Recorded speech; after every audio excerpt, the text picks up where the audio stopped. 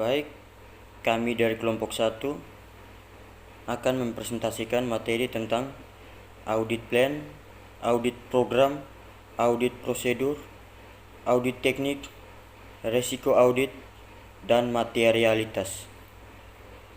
Yang pertama, audit plan atau perencanaan pemeriksaan. Perencanaan audit meliputi pengembangan strategi menyeluruh, pelaksanaan, dan lingkup audit yang diharapkan. Sifat, luas, dan saat perencanaan bervariasi dengan ukuran dan kompleksitas satuan usaha, pengalaman mengenai satuan usaha, dan pengetahuan tentang bisnis satuan usaha. Dalam perencanaan audit, auditor harus mempertimbangkan beberapa hal. Prosedur yang dapat dipertimbangkan oleh auditor dalam perencanaan dan supervisi biasanya mencakup review terhadap catatan auditor yang berkaitan dengan satuan usaha dan diskusi dengan staf lain dalam kantor akuntan dan pegawai satuan usaha tersebut. Sumber lain yang dapat digunakan oleh auditor adalah publikasi yang dikeluarkan oleh industri, laporan keuangan satuan usaha lain dalam industri, buku teks, majalah, dan perorangan yang memiliki pengetahuan industri. Pekerjaan yang dilaksanakan oleh asisten harus direview untuk menentukan apakah pekerjaan tersebut telah dilaksanakan secara memadai dan menilai apakah hasil sejalan dengan kesimpulan yang disajikan dalam laporan audit. Auditor harus menyusun audit plan segera setelah surat perjanjian disetujui oleh klien. Isi dari audit plan mencakup yang pertama hal-hal mengenai klien, yang kedua hal-hal yang mempengaruhi klien, dan yang ketiga merencana kerja auditor. Baik, selanjutnya saya akan menjelaskan mengenai audit program. Setelah audit plan disusun, tetapi sebelum auditor turun ke lapangan untuk melaksanakan pemeriksaan, sini auditor harus menyusun audit program yang merupakan kumpulan dari prosedur audit yang akan dijalankan dan dibuat secara tertulis.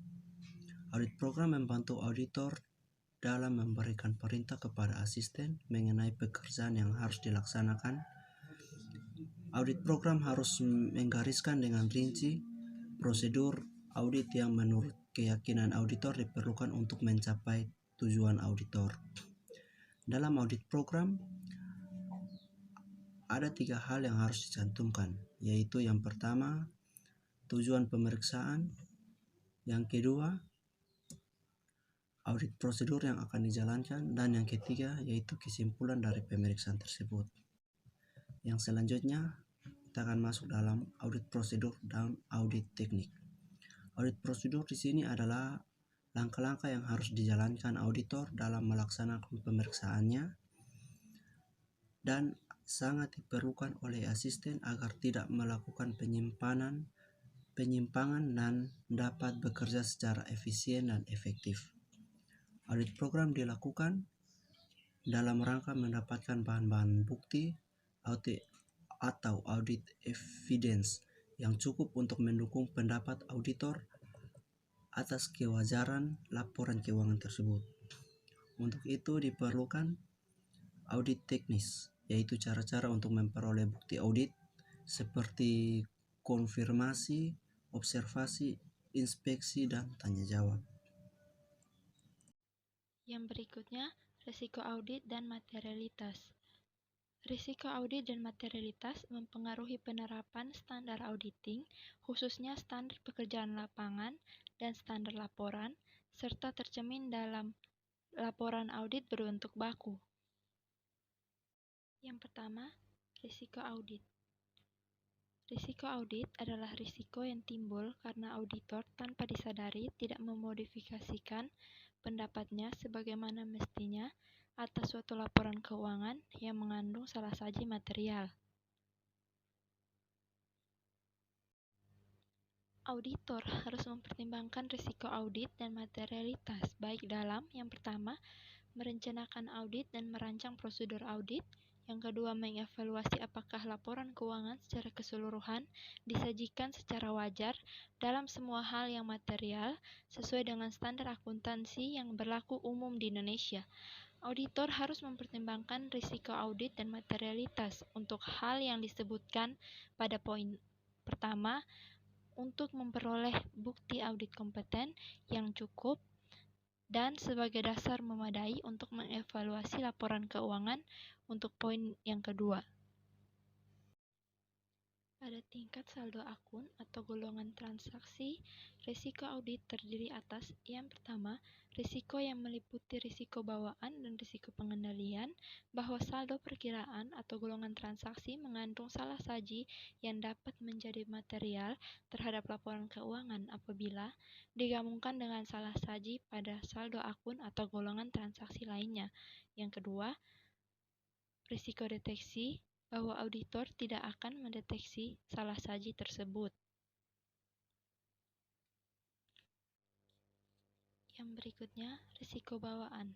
Risiko bawaan adalah kerentanan suatu saldo perkiraan atau golongan transaksi terhadap suatu salah saji material dengan asumsi bahwa tidak terdapat kebijakan dan prosedur struktur pengendalian internal yang terkait. Yang berikutnya, risiko pengendalian. Risiko pengendalian adalah risiko bahwa suatu salah saji material yang dapat terjadi dalam suatu asersi tidak dapat dicegah atau dideteksi secara tepat waktu oleh struktur pengendalian internal satuan usaha. Yang berikutnya, risiko deteksi.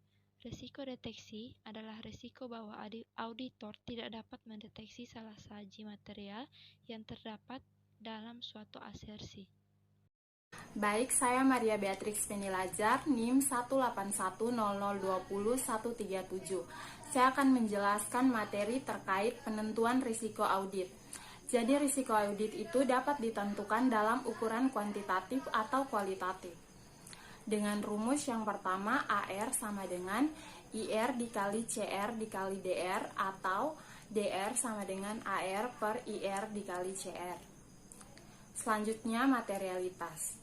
Materialitas adalah besarnya informasi akuntansi yang apabila terjadi penghilangan atau salah saji, dilihat dari keadaan yang melingkupinya, mungkin dapat mengubah atau mempengaruhi pertimbangan orang yang meletakkan kepercayaan atas informasi tersebut. Istilah kekeliruan berarti salah saji atau penghilangan yang tidak disengaja jumlah atau pengungkapan dalam laporan keuangan. Kekeliruan tersebut mencangkup yang pertama, kesalahan dalam pengumpulan atau pengolahan data yang menjadi sumber penyusunan laporan keuangan. Yang kedua, estimasi informasi yang tidak masuk akal yang timbul dari kecerobohan atau salah tafsir fakta. Yang ketiga, kekeliruan dalam penerapan standar akuntansi yang berkaitan dengan jumlah, klasifikasi, cara penyajian atau pengungkapan. Selanjutnya ada dua tipe salah saji yang relevan dengan pertimbangan auditor dalam audit laporan keuangan. Yang pertama, salah saji yang timbul dari kecurangan dalam pelaporan keuangan. Yang kedua, salah saji yang timbul dari perlakuan tidak semestinya terhadap aset. Sekian dan terima kasih. Alright.